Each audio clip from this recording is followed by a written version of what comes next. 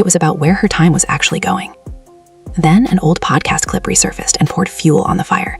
It was from a political interview months earlier, where a guest casually made a comment that many listeners interpreted as Erika having lost her kids.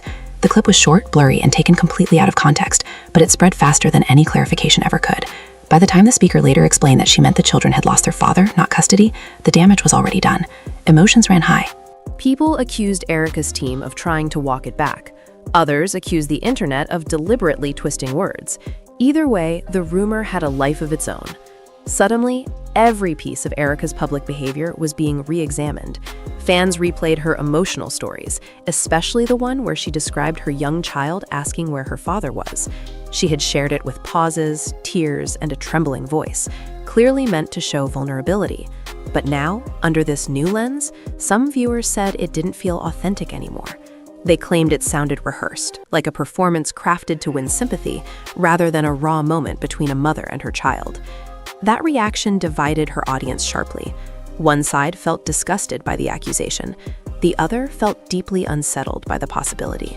The nanny rumor grew darker when unnamed sources were quoted suggesting that Erika was rarely home and that the children had grown accustomed to her absence. According to these claims, the kids allegedly stopped asking where she was because being gone had become normal. That detail, whether true or not, broke hearts online. People imagined small children quietly adapting to absence, and the image alone was enough to ignite outrage. The family was left divided, not just privately, but publicly, as strangers debated what kind of mother Erika really was. In response to the growing chatter, Erika posted photos showing herself with her children, smiling, close, affectionate. But instead of calming things down, the move backfired. Critics accused her of damage control. They analyzed the photos frame by frame, questioning when they were taken and why they were suddenly being shared now. Some even claimed the children looked older than their reported ages, which opened the door to even more unhinged theories. Timelines were questioned, dates were dissected, nothing was left untouched. Around the same time, whispers about CPS and custody reviews started appearing in comment sections and blog posts. No official documents were shown, no authorities confirmed anything. But the phrasing people used was careful and dangerous. Words like allegedly and reportedly did a lot of heavy lifting, allowing the story to spread without ever fully crossing into fact. People began saying there was a whistleblower nanny, someone on the inside, someone who had seen what was really happening behind closed doors. That idea alone shifted the tone of the entire narrative. It wasn't just about absence anymore, it was about betrayal. If the nanny really was speaking out, then this wasn't a random rumor. It was someone close, someone trusted, someone who knew the daily reality of the household. Fans are shocked when they hear that kind of framing because it turns a personal tragedy into a potential expose. Erika's silence during this period only made things worse. No long statement, no emotional video, just a noticeable pullback from addressing the rumors directly. Supporters argued that staying quiet was the smart move. They said legal matters, especially involving children, shouldn't be played out online. Critics saw it differently. They said the silence felt calculated, like someone waiting for the storm to pass instead of facing it head-on. Every day without a response made the speculation louder. Reaction videos multiplied. Creators dissected her body language from old interviews. Fans and haters alike searched for clues that might confirm whatever version of the story they already believed. By this point, the story wasn't just about Erika Kirk anymore. It had become a mirror for how the internet treats women in crisis. Some viewers admitted they didn't even care whether the rumors were true. They just wanted accountability, whatever that meant to them. Others felt uncomfortable with how quickly people were ready to tear down a grieving mother based on unverified reports. The emotional conflict spilled everywhere. Comment sections turned toxic, friendships online were tested, people unfollowed each other over opposing opinions. And right at the center of it all was that original claim: the nanny is doing everything. A simple sentence that somehow grew into a full-blown scandal. Whether it was true, exaggerated, or completely false didn't matter anymore. The narrative had already taken shape. Erika Kirk was being framed as a woman choosing visibility over presence, image over intimacy, and ambition over motherhood. And once that idea took hold, the internet proved just how ruthless it can be. The moment people started labeling it the nanny story, everything shifted. It stopped being a quiet rumor and turned into something heavier, something that carried judgment with it. Online posts began framing it as if the nanny wasn't just helping, but allegedly running the household. According to circulating reports, she was the one consistently seen handling the children's routines, while Erika Kirk appeared absent from the day-to-day picture. Again, not a This was officially confirmed, but repetition made it feel real. Once a narrative is repeated enough times online, it stops sounding like speculation and starts feeling like truth. Fans who had followed Erika for years felt torn. On one hand, they remembered her as a fiercely devoted mother who often spoke about her children as her grounding force. On the other hand, the timing of these reports made people uneasy. Erika was everywhere publicly. Interviews, events, appearances, photos that looked polished and purposeful. Critics argued that it was hard to reconcile that level of public energy with claims that she was emotionally and physically unavailable at home. The contrast became impossible for many to ignore, and that contrast is what fueled the outrage more than the rumor itself. Some supporters pushed back hard, saying the internet had no right to decide what motherhood should look like, especially after loss. They reminded everyone that grief doesn't follow rules, and that survival sometimes means leaning on help. In their view, the nanny stepping in wasn't abandonment, it was support. But critics weren't convinced. They said this didn't look like temporary help during a crisis. It looked, according to the reports, like a long-term pattern, and patterns are what make people start asking dangerous questions. Things escalated when that old podcast clip resurfaced. It wasn't new, but it hit differently now. A guest had casually referenced Erika and said something that sounded like she had lost her kids. The clip was short, grainy, and lacking context, but it spread like wildfire.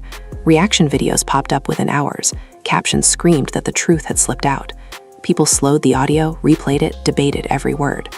When a clarification later appeared explaining that the comment was about the children losing their father, not custody, it barely slowed the momentum. Emotions ran high, and many viewers felt the clarification came too late to undo the damage. What followed was a deep dive into Erika's public behavior. Fans replayed interviews she had given after the tragedy. One story in particular became a focal point. Erika had described her young child asking where her father was, and she recounted how she explained that he was in heaven. At the time, many found it heartbreaking. Now, some viewers said it felt overly polished. They accused her of performing grief instead of living it. That accusation cut deep and split her audience in half. Supporters called it cruel and inhumane. Critics said it explained everything.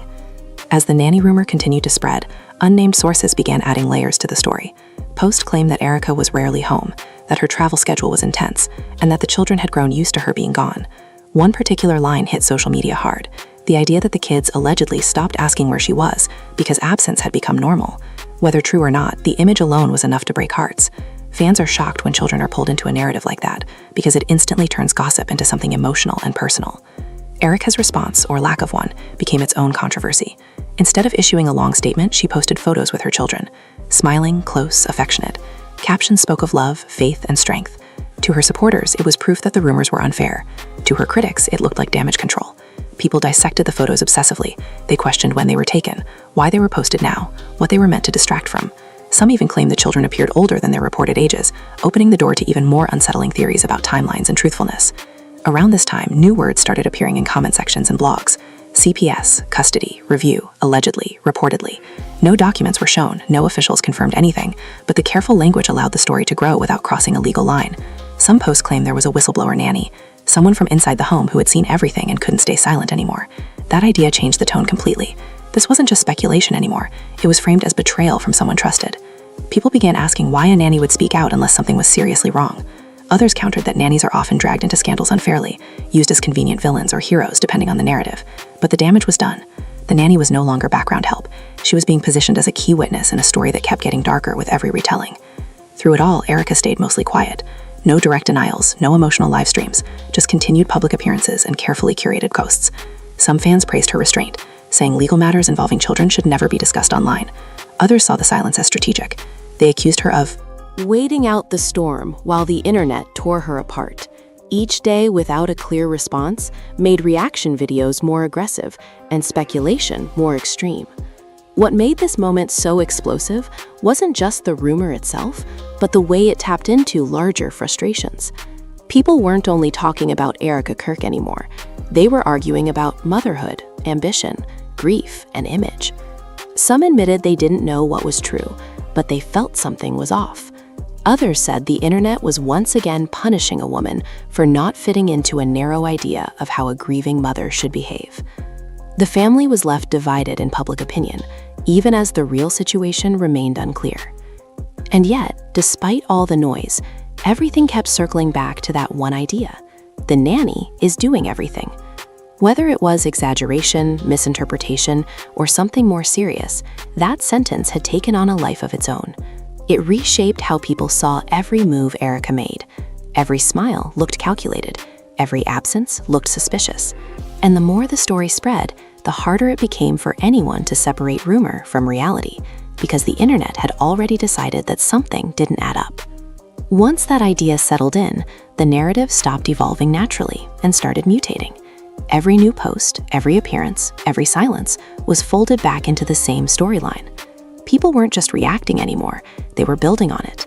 Entire threads appeared breaking down Erika's travel schedule, lining up dates from interviews with sightings from events, and asking how someone could be in so many places while supposedly being fully present at home. Again, these were questions, not facts, but the confidence with which they were asked made them feel accusatory. Fans who had once defended Erika without hesitation started sounding unsure. You could see the shift in tone. Comments changed from absolute support to cautious language. Phrases like, "if this is true," and "I hope it's not real," began appearing everywhere.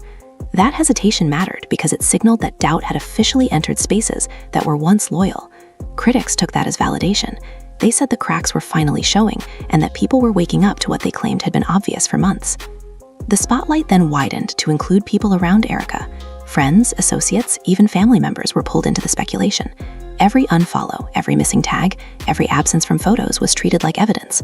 If someone who used to appear regularly in her life went quiet online, people assumed there was tension. If someone defended her, they were accused of being part of a cover story. Emotions ran high because the internet thrives on choosing sides, and neutrality wasn't allowed.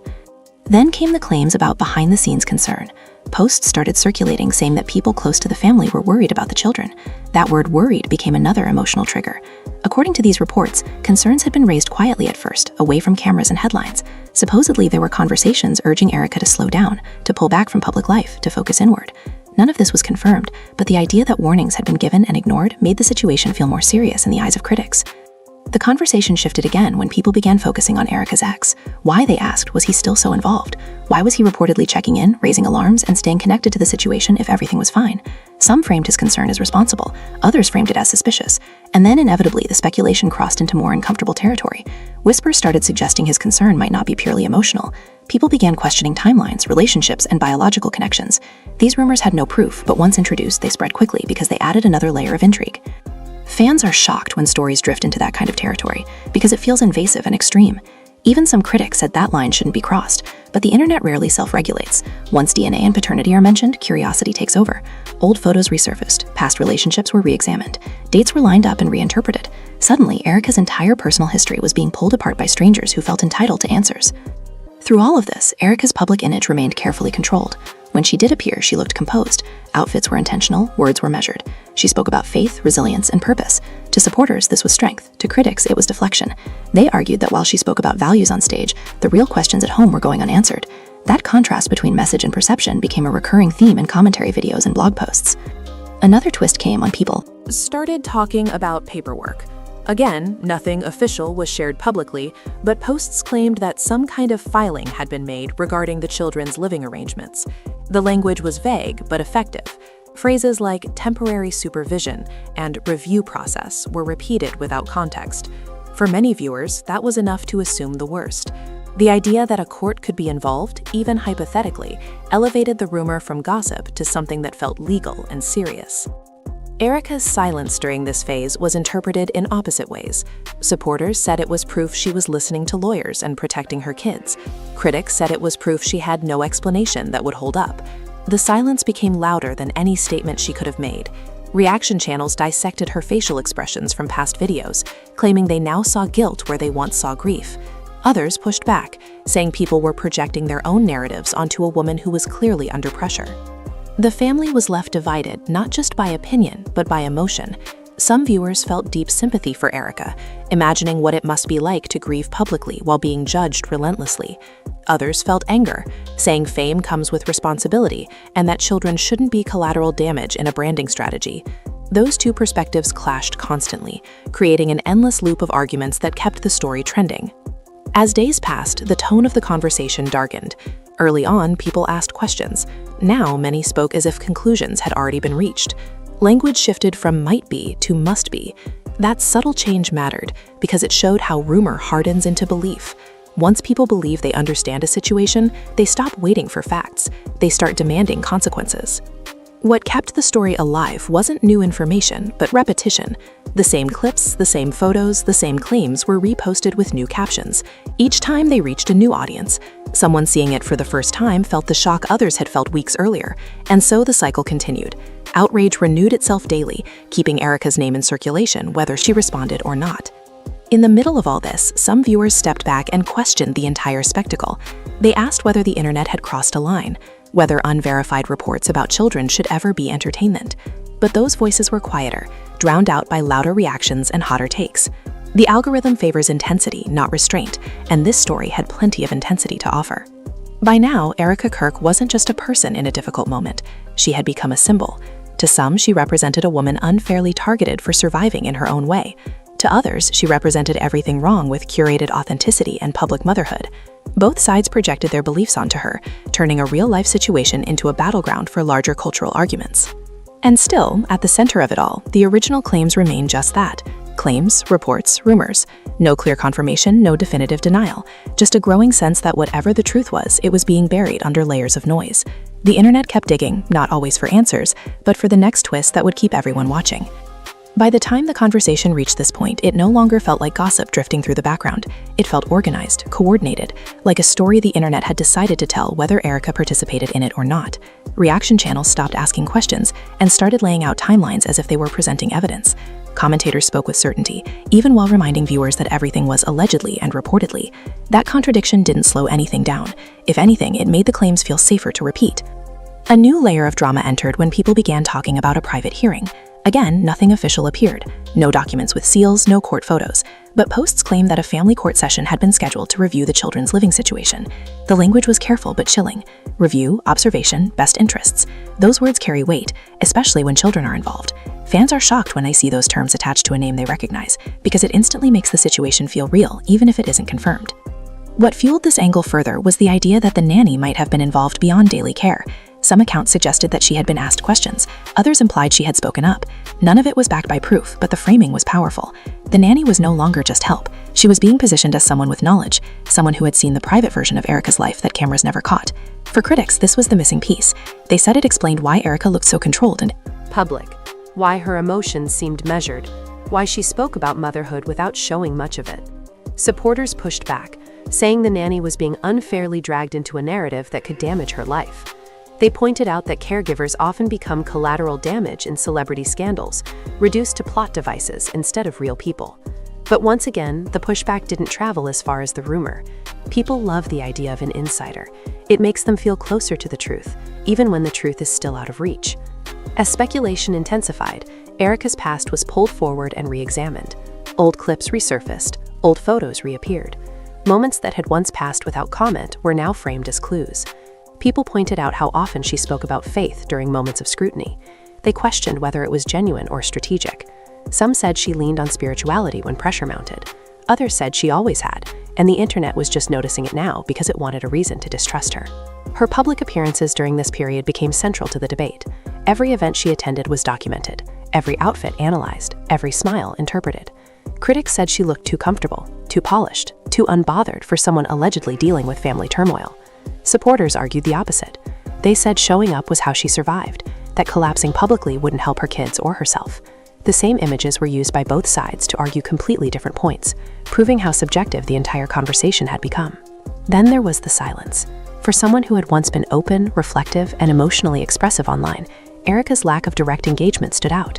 No long posts explaining her side, no tearful videos addressing rumors, just controlled messaging, and then, eventually, less messaging at all. Some viewers saw that as legal advice in action. Others saw it as avoidance. Silence became its own character in the story, interpreted however the audience wanted. The idea that records existed added another dramatic twist. Some posts claimed travel transactions contradicted Erika's earlier statements about where she had been during key moments. Again, no records were shown publicly. No one verified anything. But the suggestion alone was enough to restart the cycle of outrage. People said they finally understood why timelines felt off, why certain explanations never fully settled. Whether those feelings were justified didn't matter. What mattered was that doubt had become normalized. As the rumor mill kept turning, the emotional tone shifted again. Early anger gave way to something colder, disappointment. People who once rooted for Erika said they felt let down, even though they couldn't point to a confirmed reason why. That emotional response is powerful because it doesn't require facts. It's based on expectation.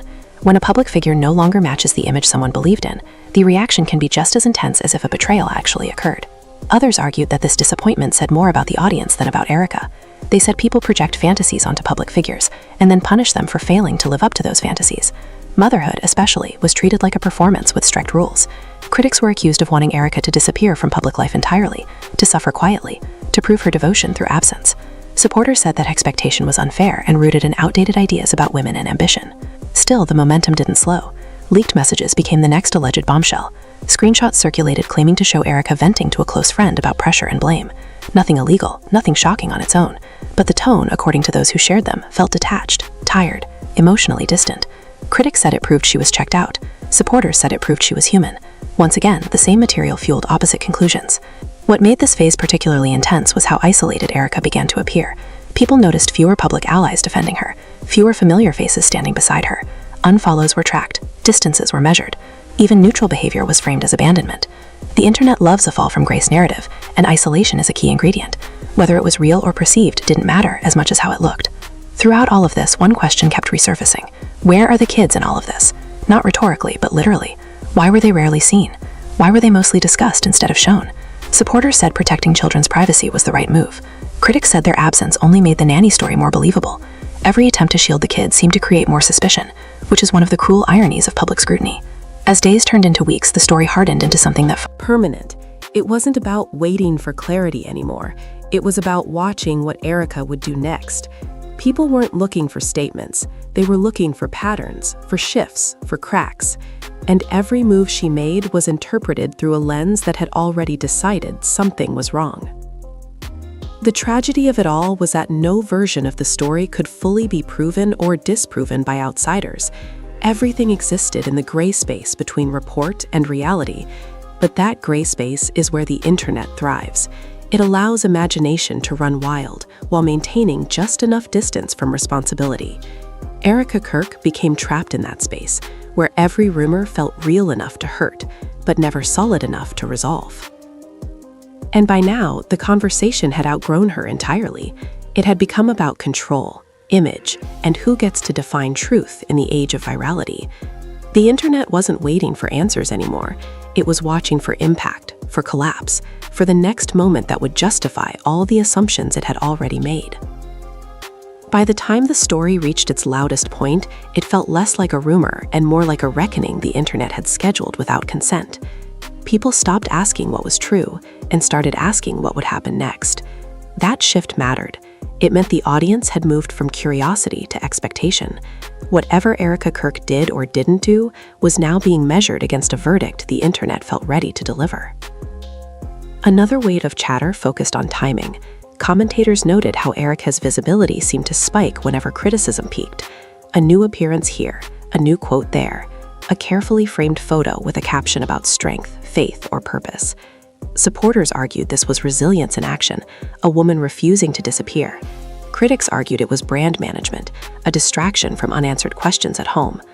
The same actions were read in opposite ways, depending on what people already believed, and that made the debate impossible to settle. The idea of a longer review process became central to the narrative. Posts claimed that whatever was happening wasn't a quick decision or a dramatic removal, but something slower and more controlled. Observation, evaluation, routine checks. Words like that carry a quiet menace because they suggest seriousness without spectacle. Fans are shocked when they hear those terms because they imply that someone, somewhere, is watching closely. Even without confirmation, the suggestion alone was enough to make people feel like the situation had moved beyond gossip. What made things more intense was how Erika herself seemed to change in the public eye. Whether real or perceived, people said her energy looked different. Smiles appeared tighter, speeches sounded more guarded, interviews felt shorter. Some said she looked exhausted, others said she looked detached. Every micro-expression was turned into analysis. Empathy and suspicion existed side by side, battling for dominance in comment sections and reaction videos. The role of the nanny continued to loom large. Some posts painted her as a hero, stepping up when things fell apart. Others warned against turning a caregiver into a symbol. But the narrative had already decided her importance. She represented stability in a story framed around absence. Whether that framing was fair didn't matter anymore. It resonated emotionally, and emotional narratives travel faster than careful ones. People also began questioning why this story felt so compelling. Some admitted it tapped into deeper anxieties about modern motherhood, about women balancing visibility and responsibility, about grief unfolding in public. Erika became a stand-in for those anxieties, a canvas onto which people projected fears and judgments they might never say out loud otherwise. That projection fueled the intensity of the reaction, because it was never really just about her. As the noise grew louder, a strange calm settled around Erika. Sightings became rare, posts slowed, appearances felt more deliberate. Some interpreted this as retreat, others as preparation. Speculation shifted toward what she might do when she finally spoke, or if she ever would. Some expected a legal statement, others expected a tearful confession. A few said silence was the only smart move left. The absence of clarity became a tension that kept people hooked. Throughout all of this, one uncomfortable truth lingered. None of the central claims had been proven. Everything rested on reports, interpretations, and unnamed sources. And yet the impact was real. Reputations were being reshaped. Trust was eroding. Relationships, at least in the public imagination, were fracturing. The family was left divided in narrative form, even if the private reality remained unknown. Supporters continued to argue that the internet was crossing a line, turning a personal situation into entertainment. They warned that no matter what the truth was, children would be affected by the noise. Critics countered that public figures invite scrutiny and that silence invites suspicion. Those two views clashed endlessly, neither able to overpower the other, keeping the story alive through sheer friction. What made this chapter of the saga feel different was the sense of inevitability. People felt like an outcome was coming, even if they didn't know what it would be.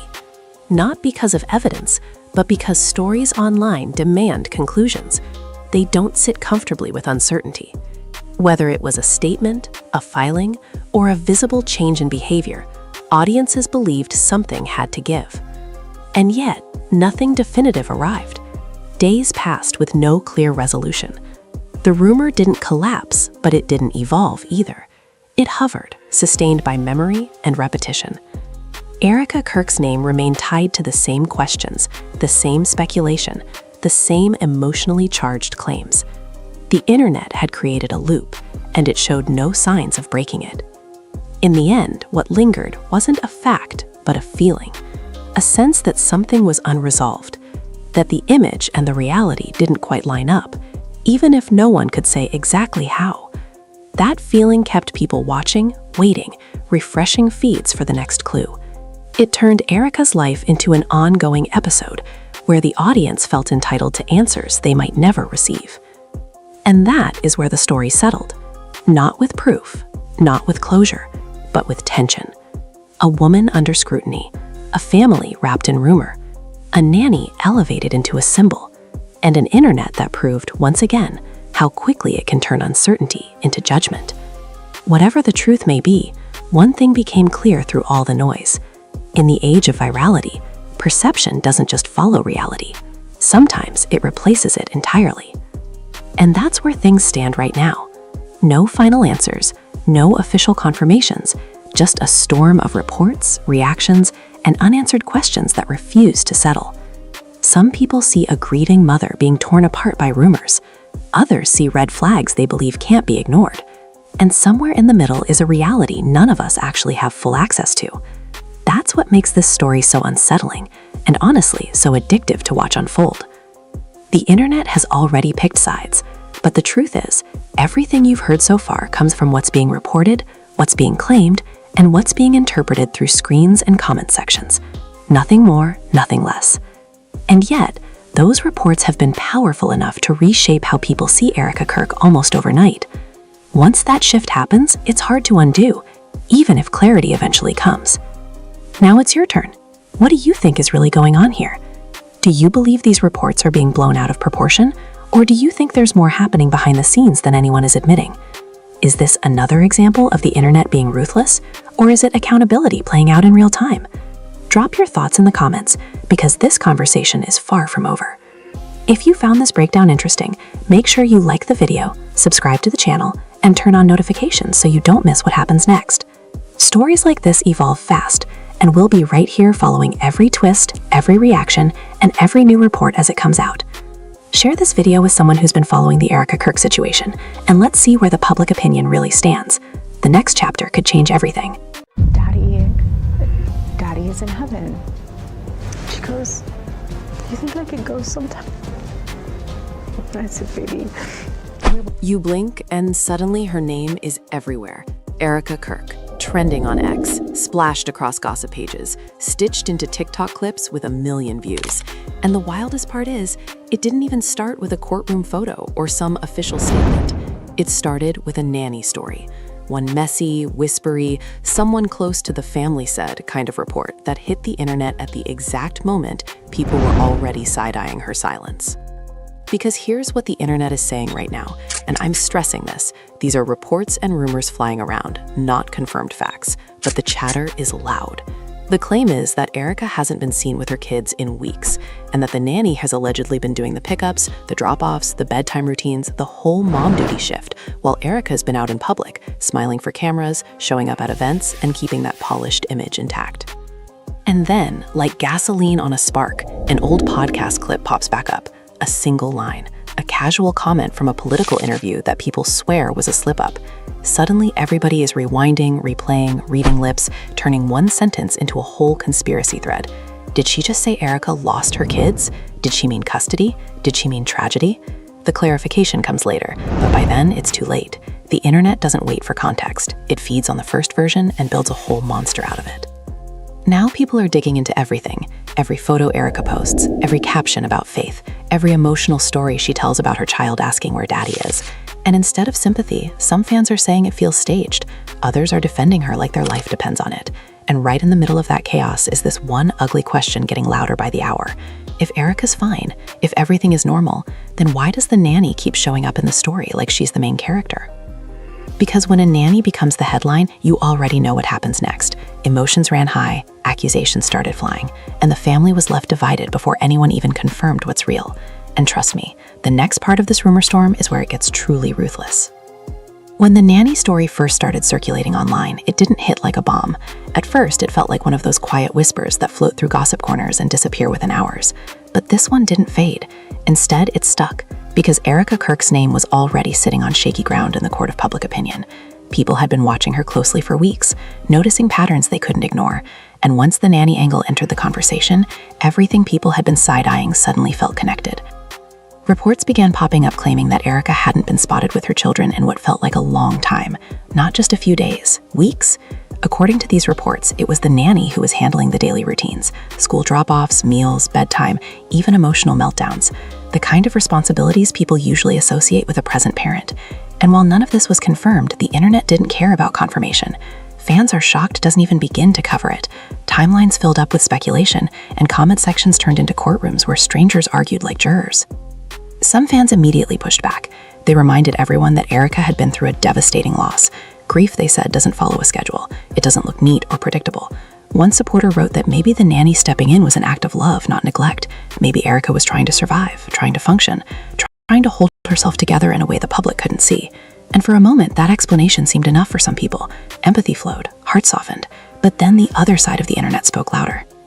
Others pointed out that grief hadn't stopped Erika from showing up everywhere else. She was still appearing at events, still flying city to city, still giving interviews and speeches, still posting carefully framed photos with captions about faith, strength, and purpose. Critics began asking uncomfortable questions. If she had the energy to be present on stages and podcasts, why did reports keep saying she wasn't present at home? That contrast became the heart of the controversy. It wasn't about whether she loved her kids. It was about where her time was actually going.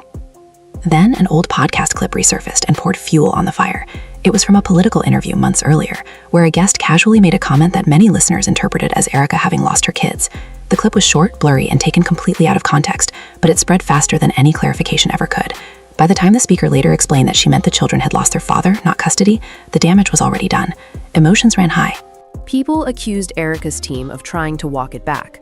Others accused the internet of deliberately twisting words. Either way, the rumor had a life of its own.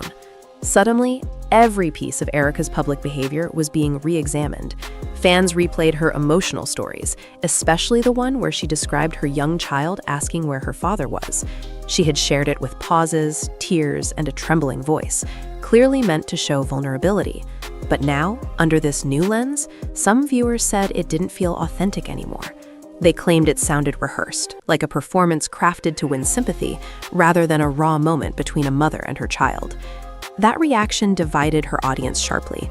One side felt disgusted by the accusation. The other felt deeply unsettled by the possibility. The nanny rumor grew darker when unnamed sources were quoted suggesting that Erika was rarely home and that the children had grown accustomed to her absence.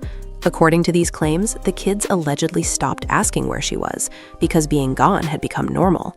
That detail, whether true or not, broke hearts online. People imagined small children quietly adapting to absence, and the image alone was enough to ignite outrage. The family was left divided, not just privately, but publicly, as strangers debated what kind of mother Erika really was. In response to the growing chatter, Erika posted photos showing herself with her children, smiling, close, affectionate. But instead of calming things down, the move backfired. Critics accused her of damage control. They analyzed the photos frame by frame, questioning when